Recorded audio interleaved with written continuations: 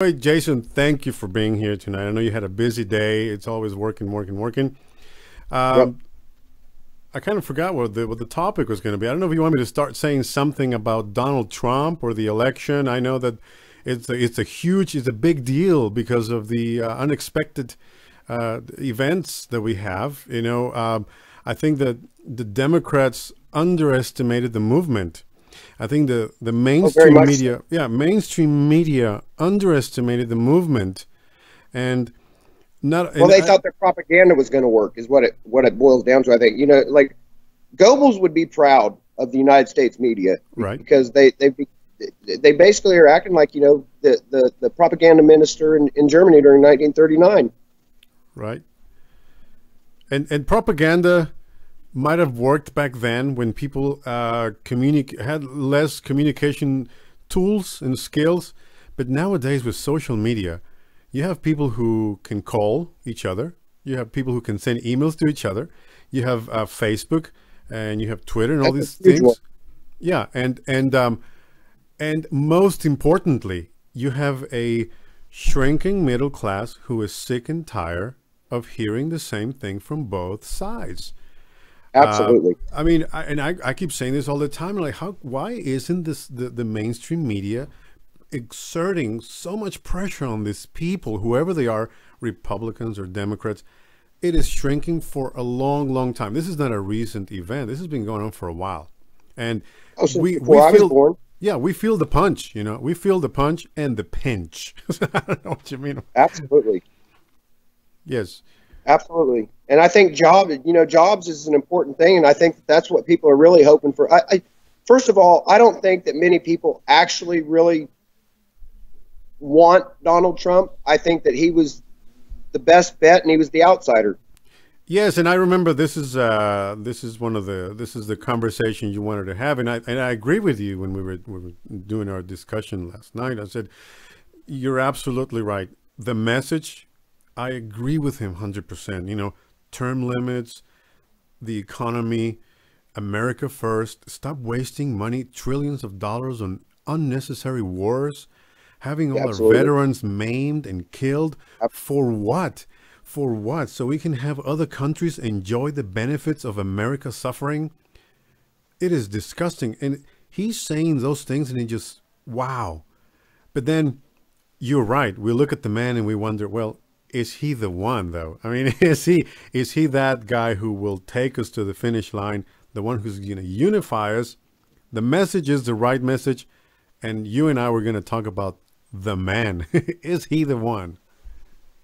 Well, my thoughts on this is we talked about it last night a little bit. Ron Paul.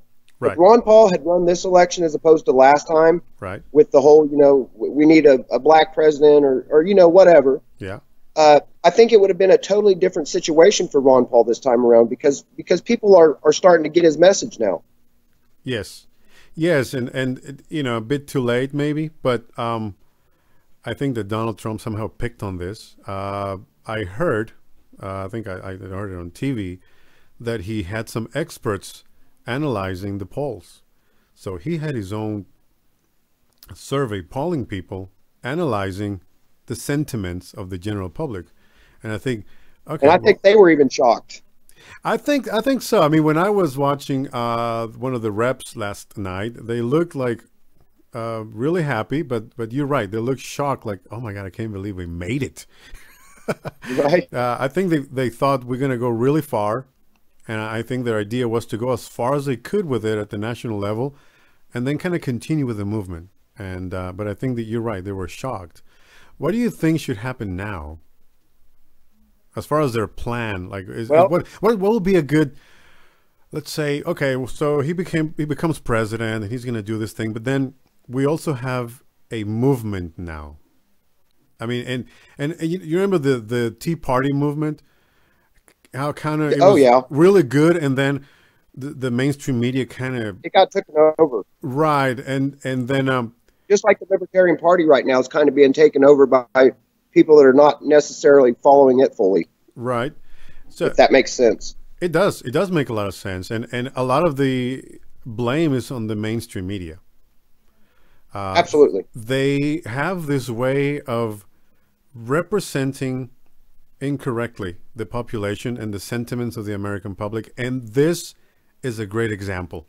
This right here is probably one of the biggest examples of how wrong they don't understand the American public. This is it. 100%. This is like the major flaw of all flaws in everything. I don't think they want to understand the American population. They want the American population to bend to their will. And you actually bring up a good point. I didn't think about that, which means they are in it to manipulate us. And so, absolutely, like I brought up Goebbels earlier in the propaganda. You know, the propaganda. Right. You know, it was the same thing. They're trying to force feed us. Right. They don't think we're smart enough to think for ourselves and live our own lives without their control. That is. Yeah, you're absolutely. I think you're right. They're giving us garbage. And absolutely. And one of the things I believe that the internet, especially with the younger crowd, I think the internet really is a great tool in this time, because I know a lot of young guys, anybody below 30 years of age, they really don't like to watch the mainstream media channels. They like to be on the internet. Oh, you know, I think they've kind of got it figured out that, you know, not all of them, but I'll give you an example. My daughter, yep. She is 21. This is her first election. Right. And she actually voted for Gary Johnson. And I was proud of her. Yes. I personally didn't, because I knew how big it was. But for somebody her age, a millennial, to be able to make their own decision and make a choice based not on emotion, but on actual thought. Right. I was very proud of her. Yeah, I have I don't want to mention my son's name. I don't think he wants to be famous, but he also voted, and he exercised his right, and I was very proud of him, and I am very proud of him. And he's like that. He doesn't rely on the mainstream media for his information. Most of the younger generation, they're going to the internet, and I'm finding that that can be dangerous as well. Yeah, and I'm finding a lot of people. With just a little simple website or a blog, they're blogging all these things. And if their information can be fact-checked, they become reliable sources of amazing information. And that is what's happening in America. You know, they were talking about shutting down. You know, if you didn't have actual media credentials, they didn't want you talking about things. And there's a reason for that. Uh-huh. Oh, they're like social media credentials? Well, you know, just the mainstream media, they don't want to let you in unless they don't want to let you cover anything, right? Unless you have, you see what I'm saying? Yeah. Unless you have certain credentials. And I remember doing a little bit of research on that, because I was trying to get my own credentials, and I find that it's very easy for us to go and cover something if you get permission from an event. But I think the government wanted just a few, I think, to cover, and they wanted to be selective about it, and that is the wrong way. Well, they don't want nothing sticking out like WikiLeaks, that's for sure. Yeah, WikiLeaks. What do you think about WikiLeaks? Do you think it's going to backfire on whoever is using it now? Because I was discussing this with somebody this morning, and I said, you know, I never thought about this, but WikiLeaks was useful maybe this time, but what if now it's used against them, because anything can be... Well, it has been. If you remember, WikiLeaks... The Democrats and the left side of things, WikiLeaks was used before. It was against Bush, and you know, they were all for it. And so what you're talking about has happened already. Uh-huh. You know, this election, it was used against the party that was praising it at first. Mm-hmm. Because I know they have lots of dirt on other countries. They have even dirt in Russia. There are a couple of countries there that they don't have a lot on. But that'll be another show. I have. Huh? I'm sorry. Oh, go ahead. I was just going to say, people that know how to do that type of thing, hackers and what you know, they have a leg up on a lot of things. They you know, anonymous is a big one, and some of what they do I agree with, and some of what they do I don't agree with. But you know, their voice is getting bigger, and they are able to get into information that normal people can't. Yeah, you know, and the governments don't know how. And we saw the emergence of these hackers, you know, noble hackers, if you will, coming up years back. But I'm a little concerned that maybe electronic media will be used against anyone. And that is just something that kind of worries me sometimes. You know, like, okay, well, how am I supposed to check? Right is right, though. Yeah, like the authority of Would them. you agree? Like, I mean, right is right. yeah. And if they say something about me, for example, I say, well, how easy is it for them to say, oh, look, there's an email about this guy? I say, well, really? You know, how can I check it? How can I say it's not true? And because WikiLeaks says it, what am I supposed to do now, you know? You know who scares me more than WikiLeaks? Huh? The NSA. The NSA is the one that scares me more than WikiLeaks. Yeah, they're come knocking on your door if you're a protester or something like that. If you have a YouTube channel. I don't think I could be wrong, and I hope I'm wrong. I really do, but I don't think that WikiLeaks is going to be used to try and do personal things. I think there's a big movement with, you know, whether you're left or right, or I like to consider myself somewhere in the middle. Yep. You know, everybody on this earth kind of wants the same things, and there's lots of different ways to go about it, and I think that's where we mostly disagree. Exactly, and I think that, and you bring up a good point. I think this is why I always encourage people talk about politics. You're going to have disagreements, but if you're civilized about it, you may end up learning something at the end of the conversation that, you know, you keep moving forward. But the point is, you cannot have politics out of your life for 4 years until it's voting time. I think that is a mistake that other countries have done, including Mexico. With when Vicente Fox was elected, he promised so many things, and because people were tired of things, they just went ahead with it because he was the dream. Yep. And it happened. You were talking about Germany before, and of course, somebody offered them a fix, right? And you never know. So, yes, America has elected a new president. Now it's time to move forward, and we'll keep watching. You know, don't let go. You have to do it together. You have to do it together. It's time to unify. Bring the Democrats in and say, you know what? Let's talk about politics. Let's talk about policies, and let's fix this thing together. And and not stop. You know, and not stop talking about it. I mean, like, just talk about it with your friends. Talk about it amongst your family members. I know that politics is difficult. It's a very personal thing. When you say you saw how heated this election got. I mean, I think that's what it is. I think people are tired of it, and so they don't continue the dialogue. Exactly. You know, they get. Yeah, it's a very personal thing because it's you, it's your own voice, it's your idea, and when somebody says no, you're wrong about it, you take it very personal. But I think the right approach is, okay, well, let's see why I'm wrong. You know, let's talk about it. And you have to talk about it every day because government they introduce laws and regulations. You have to be willing to admit when you're wrong. Yeah, and I've been wrong so many times, and I tell people I like it when I'm wrong because it means I learn more than you learned from me. So I end up with a plus in the conversation. I end up with a. I'm real bad about it. It's like you end up with a trade deficit because I learned more than you did. So I kind of like that.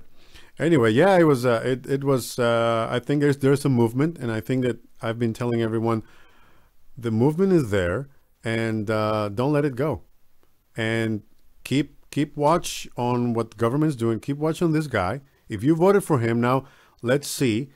Make a list of the things that he said he was going to do. We cannot expect him to do everything because he's not perfect. And he should be able to do more than Obama did because he's got the House, he's got the Senate. He's going to have at least one appointee to the Supreme Court. Right. This was a big election. I don't think people realize how big this election was, and the Supreme Court is the biggest part of it. For many reasons, yes. Many reasons, including that Supreme Court appointment that they managed to kind of stop before Obama is about to go. But yes, we need to keep the finger on that piece of paper and hold them accountable to, look, this is the contract you made with America. You must deliver a lot of it. Not all of it. I can, of course, some of those things will escape. He may not be able to do this or that. Okay. But you must deliver. And everyone who sits in that office, they have to deliver. They have to fulfill the promises. Because this is what happens. We vote for that. And because a lot of people vote with sentiment and they like the guy, they just kind of, they give him a pass.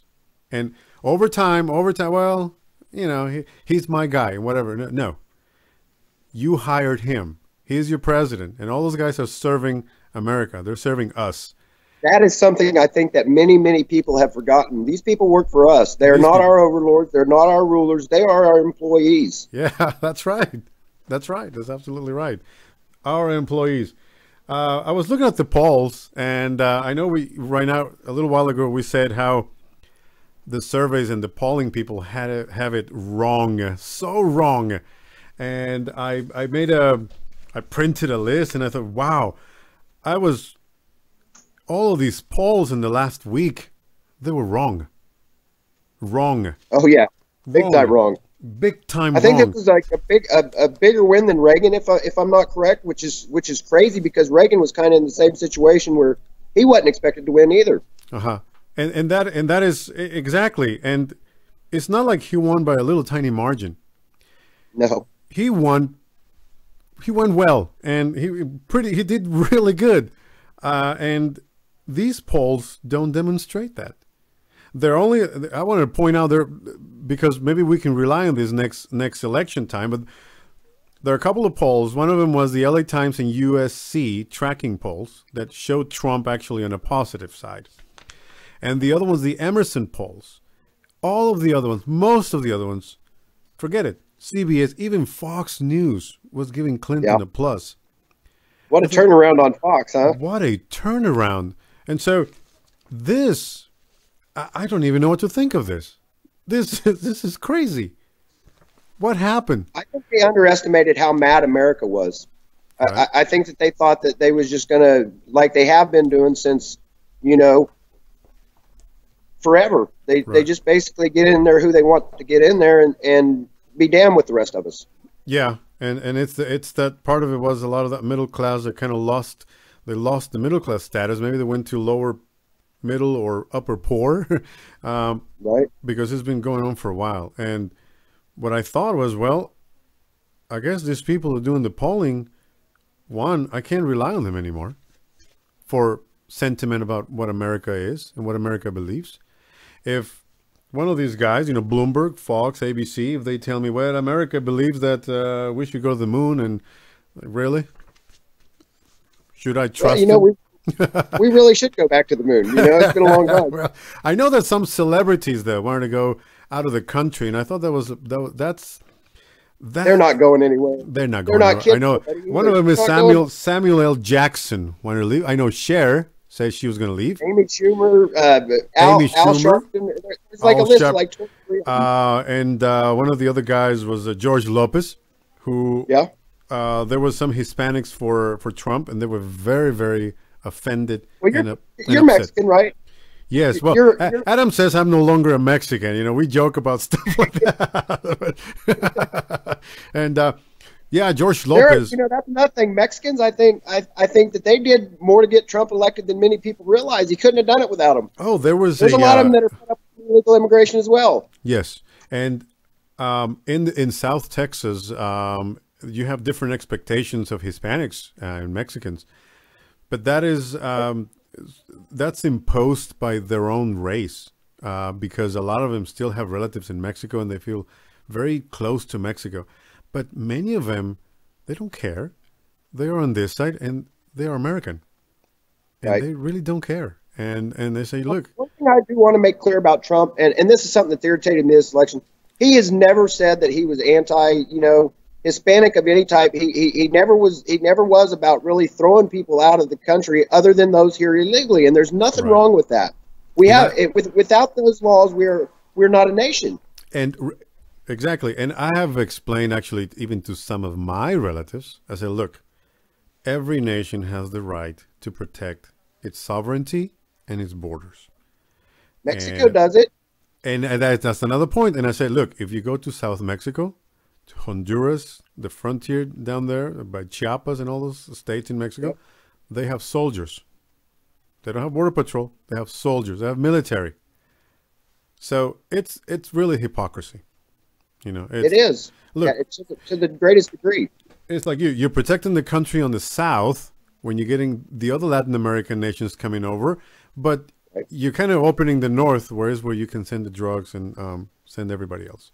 So it's But a without double. that northern border, that southern border is not bringing any money down there.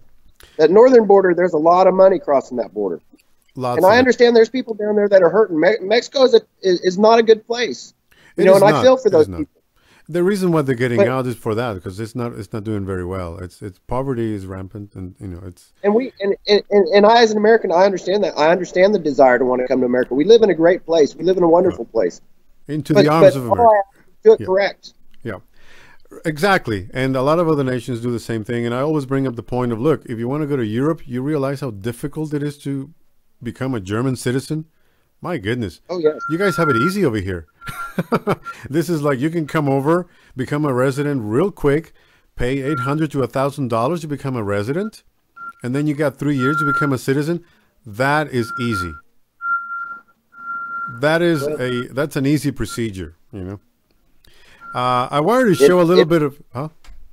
I'm sorry. Oh, go ahead. I'm just listening. I'm sorry about the beeping. I got a truck backing up out Yeah, here. well, as you know, Jason may still be working, so this is how dedicated he is. He wants to tell the American public, giving all his ideas, and he's still not on the clock, but you're probably on call.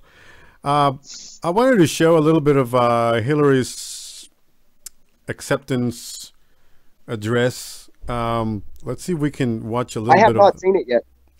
I thought it was good. Good. She said a few things that okay. Well, anyway, let's see what happens. All right. Inclusive and big-hearted. We have seen that our nation is more deeply divided than we thought. But I still believe in America, and I always will. And if you do, then we must accept this result and then look to the future. Donald Trump is going to be our president. We owe him an open mind and the chance to lead. She said Donald Trump is going to be our president. We owe him an open mind. I thought it was a good speech. It was very emotional, by the way. I know you haven't seen it, but Right. I have spoken to other Trump supporters, and they feel very comfortable with her speech. They feel like she did a pretty good job. Um, I I'm not look sure. forward to seeing it. I'm not sure if is because she's afraid of going to jail now or anything like that. But but which by the That way, possibility still exists. yeah, the possibilities are endless. Which by the way, what do you think is going to happen about this? You should be in jail, and if I'm president, you would be in jail. Is this one of those reality show entertainment deals that you just for kick? Or is this really the real Donald Trump saying, no, that's going to happen? I think that was a lot of campaigning. I think that everybody says things during a campaign that they don't necessarily Right. mean. Mhm. I personally hope that it's looked into. In a lot of ways, she did a lot of people wrong. And the Clinton Foundation, if there's going to be a criminal trial, I think it should be for that. Everything coming out about the Clinton Foundation it's dirty. Uh-huh. It's dirty, and they're stealing from the American taxpayer to do it. Maybe not directly, but as a tax deductible organization or tax free, it's an organization that doesn't pay taxes like a Right. church. Right. And if you're using that money for personal things, that's no good, and that is theft. Yes. You're using it for personal use, exactly. And I think they're accusing her daughter of using it for Right. something that she spent on. I forgot what it was, but The wedding. right, yeah, it was probably the shoes or I don't know. Another thing I was looking at was the long list of things that some of the mainstream media is claiming Donald Trump's supposed to be doing. I don't remember 72. There was a website that claims that he has 72 items to give us, 72 deliverables. That sounds a bit too much. But I do remember a few things, and one of them was term limits. I don't know how this is going to sync, how this will be taken and accepted by the Republican Party, Oh, because term limits is something that it kind of has been boiling for a while. I know that I hear it here and there, and some people say we should put term limits on it, and I think the Tea Party kind of brought it up a few times. But Getting them to vote that in, getting that to vote them in when that's their cash cow is going to be a trick. Exactly. So it's like, okay, I'm going to vote for something that is going to kick me out next year. So is this another one of those Donald Trump political things that, well, I got to say all these things, or is this for reals? As young people will say, is this for reals? Right.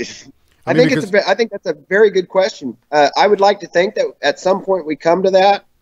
I think we do need term limits. When you look at a lot of these people that have been in the Senate, especially, that are there for decades, they're out of touch with the American people. That they'd have no problem raising our taxes while voting themselves raises, and that's wrong. Getting more than $130,000 a year. I understand, they live in an expensive place and they are doing a public service, but it's just that it's a public service. Nobody asked you. You decided to go be our employee. It's no different than here at work, where I work. I don't go dictate the terms of my employment to my employer. Right. There are expectations. And right. I think that they are hired, I guess, at will, but because of the mechanisms that they're always kind of getting money from lobbying companies or whoever, they're always that's where the real wealth comes from. Well, that's what we really need to stop. And that is another. I was going to say something about that. I think I found in one of my pages here. That's part of the government reform deal that he's working on, and the term limits is one. But he also talked about lobbying, a 5-year ban on White House and congressional officials becoming lobbyists.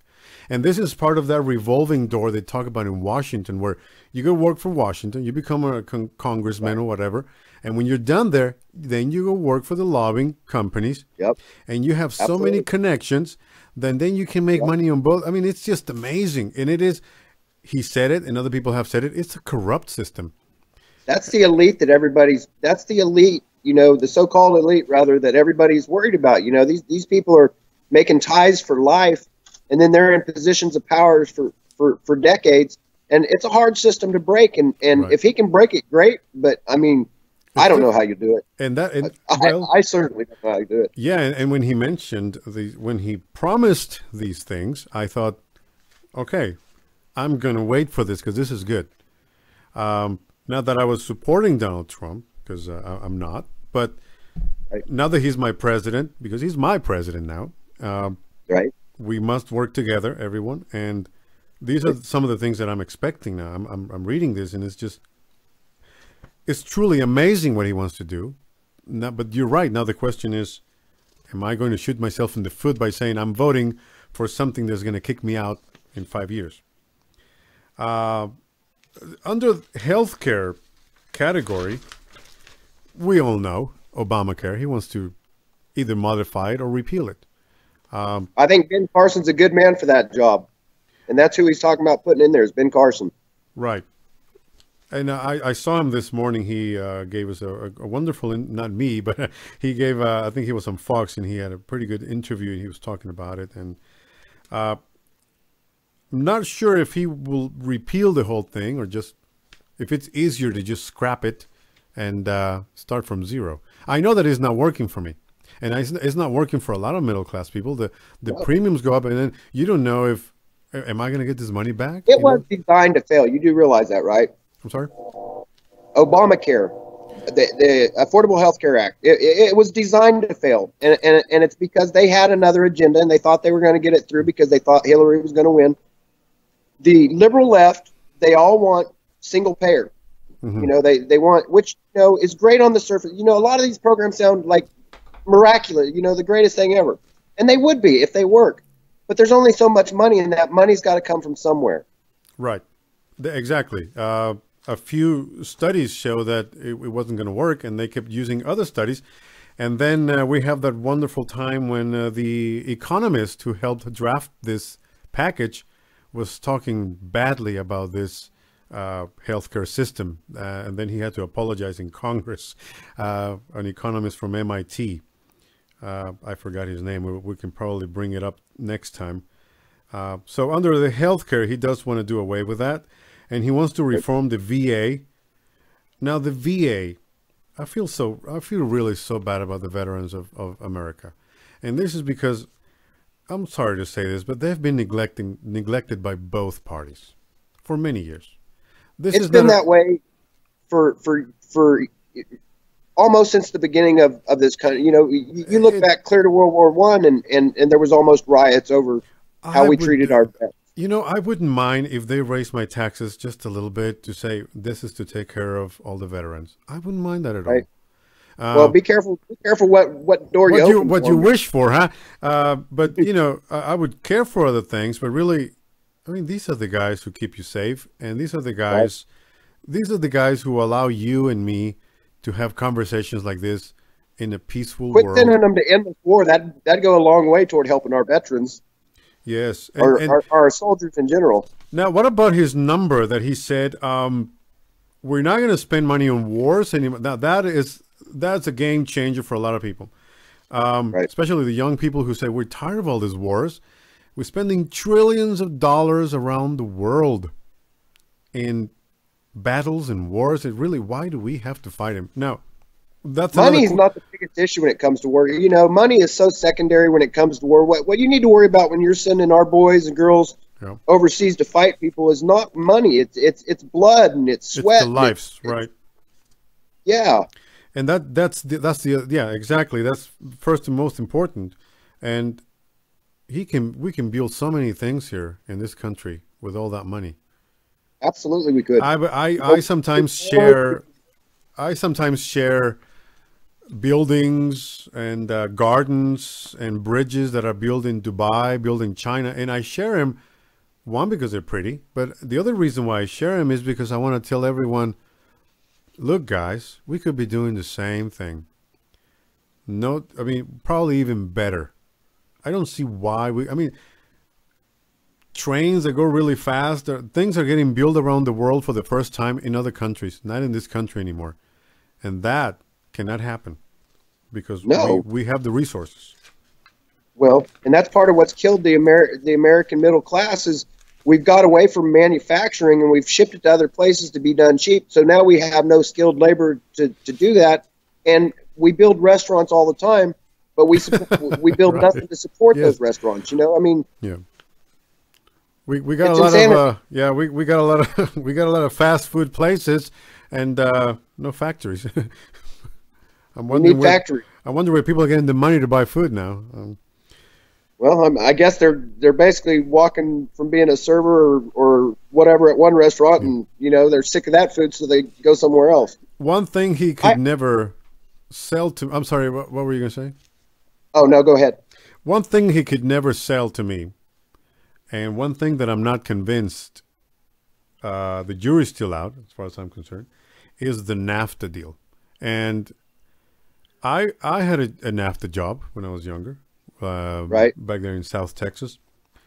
And NAFTA is one of those convoluted things that it's very, very difficult to understand. Very difficult to understand. Even if I give my fellow Americans out there, if I give you the volume of data on NAFTA, it is just too much to comprehend. As far as, okay, how many jobs did it create? How are jobs created in NAFTA? What about the trade deficit? Is it helping us? Just not here. Huh? NAFTA did create a lot of jobs, just not here. Yeah. And, you know, like indirectly, what did it do? To me, it's one of those difficult things to analyze, to understand it, to make a decision. I know how NAFTA works. I mean, I was shipping stuff to Mexico when I was working for a warehouse in South Texas, and I understand a little bit of the trade and how it happens, and the tariff, how it gets paid, and all those things, and how Mexico sends us stuff. We send stuff over there, Canada, all these things, and I wouldn't be able to tell you. Tonight, I wouldn't be able to tell you if it is a good or a bad deal, or how bad it is, or even, you know, is it any good? I have no idea. To me, it seems like a very, very difficult decision to make, very difficult to determine whether NAFTA has been grossly bad for us or not. Well, I'd say you ask most, middle-class American workers, and they're going to tell you it's not been good. You know, there's been a lot of factories shut down. Carrier air conditioners is an example I like to use. They you know, they had a plant, I believe it was Indianapolis, and they had it for years. You know, Carrier, of course, invented the air conditioner. Yep. And now, you know, that they're being shut down, and those jobs are being shipped down to Mexico. And then that product is being brought back up here and sold to Americans.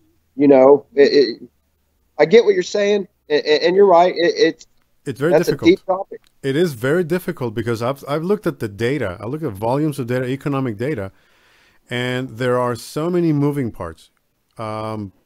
You bring up a good example, but then there are other examples where, like, okay, well, it opened a bunch of warehouses in Brownsville, Texas, and in Harlingen and McAllen, and it opened transportation opportunities in San Antonio, and you're like, okay, well, and we're selling manufacturing, though. And we're and we're selling things to Mexico that they're buying from us, like you know, these things that we send over, maybe cable and maybe phone units, and it's like, okay, well, all right, it's a lot. I wouldn't be. There was a time when I was looking into it, and I thought, well, that it's going to take it's a lifetime. So on this one, I wouldn't be able to tell whether he's right or wrong. I can't tell. Now on the trade with China, though, on that one, slave labor, China. On We're China, yeah. On China, what I can tell you is that we do have an amazing trade deficit with them, and one of the reasons is because China manipulates the currency. Their own and ours by their. You know, they mess around with ours, which messes with ours. Oh yeah, they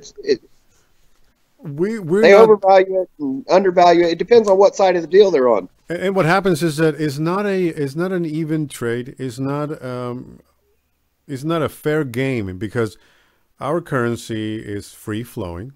It's based on the market. Their currency. This is part of the reason. Yeah, their currency. I don't mean to cut you off, but this is part of the deal with, like Ron Paul said. You know, we need a gold standard. We need a standard. Yep. Paper money is too easy to be like, okay, it's worth this or this or this. But, you know, with gold, you have a pretty well set amount that it's going to be. There's a market value for it. Right. And it has its own absolute value. And that's it. An ounce of gold is an ounce of gold. And you can buy this much with an ounce of gold. And it used to be like that. It used to be pegged to the gold. And, you know, they did away with that. And I think you're right. It was a mistake. It was a huge mistake. Kennedy knew it was a mistake. John F. Kennedy himself. In fact, some people claim this is why he's no longer he's not alive in the 60s. I won't go so far as to say that. That is another. But he knew about it. That's another hour of conversation. I try and stay out of the conspiracy theory too much. Yeah, I try not. You know, I sometimes go into it and I try to read it and I try to understand it, but I don't have an answer for it. He also has some stuff under immigration, and I'm just touching a few here because there's plenty of it. There was a time when he said he wanted to send people back, and people were freaking out. They're saying, "Oh my goodness, what is he going to do? Is he going to? I believe the phrase was, he going to divide families." And I don't know what his stance is lately. I have not heard immigration topic from him. I know that at one point he said, I want to send them back and then let them come back in. And I thought, wait a minute, that's not very efficient. How about? No, that's not very, I will agree with you there. That's not efficient. And I don't think that's how we go about it. But, you know, we've got to, man, tricky. It's a tricky subject. I think the first thing we need to do is make sure our border is secure. Right. And then work from there. But we absolutely have to secure the southern border first. That's absolutely right. And that's because of the drugs and some criminals crossing over. And notice I say some criminals because not all of them are criminals. Right. Some people. There's a lot of great Hispanic people, you know, that no matter, you know, Mexico or Guatemala or Honduras, you know, you name it. And I've always said, you know, I would feel the same about. I would have the exact same stances on immigration that I do now if they were coming from Germany, my family's hometown, our homeland. Yeah. And that's another point because people not only coming from Mexico. They're coming. I'm sorry, somebody's saying if I'm ignoring chatting. I'm not. Somebody's saying that you're much better interview than someone else. Adam says you're a much better interview than he is. Okay, well. Adam, Adam, thank you for watching, and thank you for sharing our videos. You're a great guy. I like Adam. Adam is good. Adam Have is. you ever partied with Adam? Well, kind of. I would say that. Well, wait a minute. When I was, this is a little off topic here, guys. I know we're gonna go digress, but Adam is a friend of mine. We used to work together, and Adam is sort of helping me spread the word. Adam and I used to work together in South Texas in a construction company, and I do remember going out for a drink one or two times in Harlingen, Texas. I don't ask me what time. I have no recollection, but it was. But I can tell you it was pretty cool. I really enjoy. I mean, Adam, with a drink, without drink, is always fun. Yeah, he's a good guy. Yeah, what else is he saying here? Somebody's watching. Jason can figure out. Okay, Jason figured out Skype. He's doing it right. Anyway, we were talking about immigration, and we said that, okay, well, it's not very efficient to send everyone away and then bring them back. To me, yeah, I think to me the best thing is you locate them, identify them, and work from there. Make him go through the process of paying. You have to start there. Right. Make him work through the process. You'll get more money like that. And my phone's getting ready to die. I probably ought to get back to work. Okay. Well, anyway, it's been good talking. Yeah, it's been an hour already, and it's unbelievable. So I don't know if you have any other thoughts, anything else. On Facebook, we can talk some more. Yeah. Well, thank you for being here tonight. I will stay on for another while, and we'll catch with you some other day. Send us the topics. Ladies and gentlemen, Jason Schoenhoff. Did I get it right again? That works. Okay. Thank you, Jason. Have a good evening. That works, man. All right. Hey, you as well. Thank you. Thank you. Bye.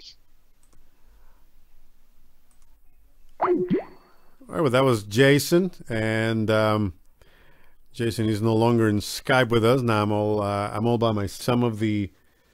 Some of the policies, some of the things that Donald Trump is supposed to do for us in the next 4 years or 8 years if he gets reelected.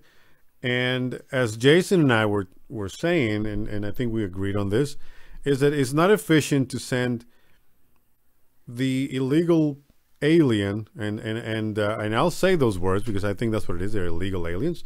I don't think it's a good idea to send the illegal alien back to Mexico and then process from there.